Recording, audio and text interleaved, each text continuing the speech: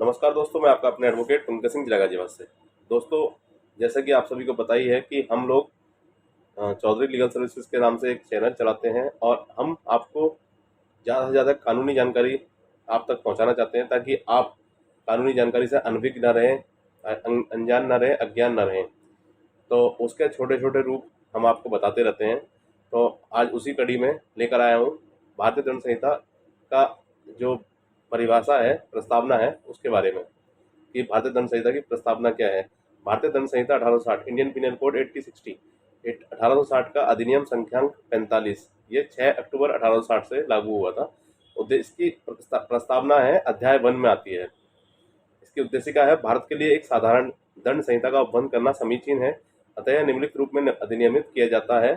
संहिता का नाम और उसके परिवर्तन का विस्तार। यह अधिनियम भारतीय दंड संहिता कहलाएगा और इसका विस्तार संपूर्ण भारत पर होगा। भारतीय दंड संहिता, दंड विधि मध्य प्रदेश संशोधन विधेयक 2021, दंड विधि मध्य प्रदेश संशोधन विधेयक 2019, भारतीय साक्ष्य अधिनियम, criminal law act 2018, criminal procedure code 1973, CrPC, भारतीय दंड संहिता संबंधित नवीनतम निर्णय। अब इसका दूसरा पॉइंट है, भारत के भीतर किए गए अपराधों का दंड भारतीय दंड संहिता के अंदर मिलता है। यह हर व्यक्ति इस संहिता के उपबंधों के प्रतिकूल हर कार्य या लोभ के लिए जिसका वह भारत के भीतर दोषी होगा, इसी संहिता के अधीन दंडनीय होगा, अन्यथा नहीं। भारत से परे किए गए किंतु इसके भीतर विधि के अनुसार विचारों का विचारणीय अपराधों का दंड, भारत से परे किए गए अपराध के लिए जो कोई व्यक्ति किसी भारतीय विधि के अनुसार विचारण का पात्र हो, भारत से परे किए गए किसी कार्य के लिए इस संहिता के उपबंध के अनुसार ऐसा बरता जाएगा मानो यह कार्य भारत के भीतर किया गया था। राज्य क्षेत्रातीत अपराधों पर संहिता का विस्तार क्या क्या है। इस संहिता के उपबंध, भारत से बाहर और परे किसी स्थान में भारत के किसी नागरिक द्वारा भारत में रजिस्ट्रीकृत किसी पोत या विमान पर, चाहे वह भी कहीं भी किसी व्यक्ति द्वारा किए गए किसी अपराध को भी लागू है।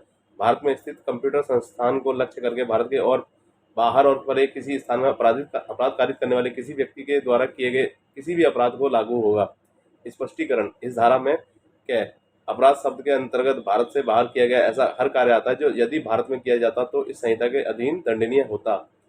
पद कंप्यूटर साधन का वही अर्थ होगा जो सूचना प्रौद्योगिकी अधिनियम 2000 का 21 की यदि 2 की उपधारा 1 खंड तय उसे समुन्निर्देशित है। इसका दृष्टांत है, जो भारत का नागरिक है, उगांडा में हत्या करता है, वह भारत के किसी भी स्थान में वहां पाया जाए, हत्या के लिए विचारित और दोष सिद्ध किया जा सकता है।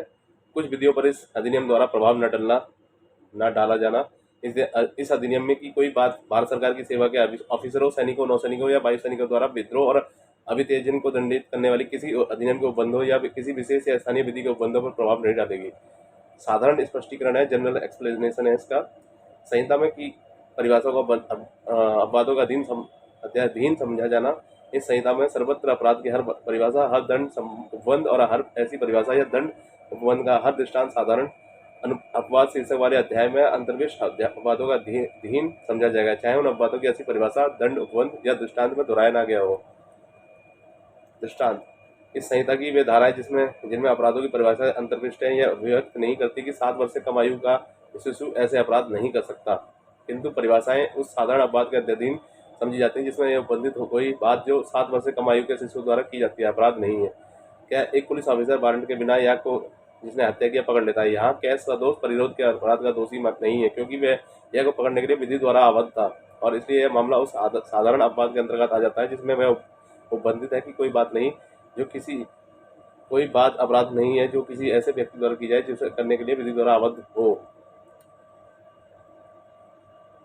एक बार स्पष्टीकृत पद का प्रभाव, हर पद जिसका स्पष्टीकरण संहिता के किसी भाग में किया गया है, इस संहिता के हर भाग में उस स्पष्टीकरण के अनुरूप ही प्रयोग किया जाता है। लिंग, पुल्लिंग वाचक शब्द जहाँ प्रयोग किया जाता है वे हर बात व्यक्ति के बारे में लागू है, चाहे नर हो या नारी।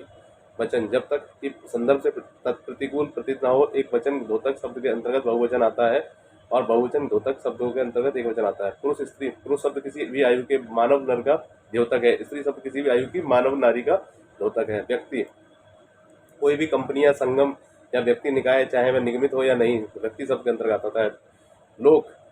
लोक का कोई भी वर्ग या कोई भी लोक समुदाय लोक शब्द के अंतर्गत आता है।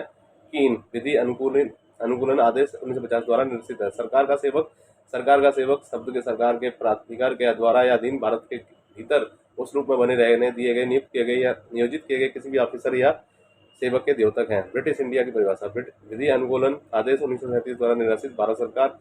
भारतीय विधि अनुकूलन आदेश 1937 द्वारा निर्देशित। सरकार शब्द केंद्रीय सरकार या किसी राज्य की सरकार का द्योतक है। भारत से तात्पर्य भारत से जम्मू कश्मीर राज्य के भारत का राज्य क्षेत्र अभिप्रेत है।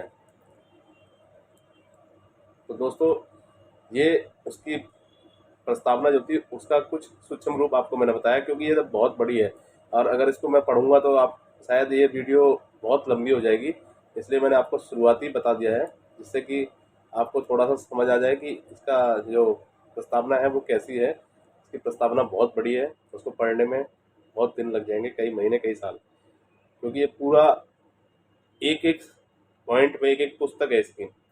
तो अभी के लिए नमस्कार, मिलते हैं अगली वीडियो में। जय हिंद, जय भारत, भारत माता की जय, वंदे मातरम।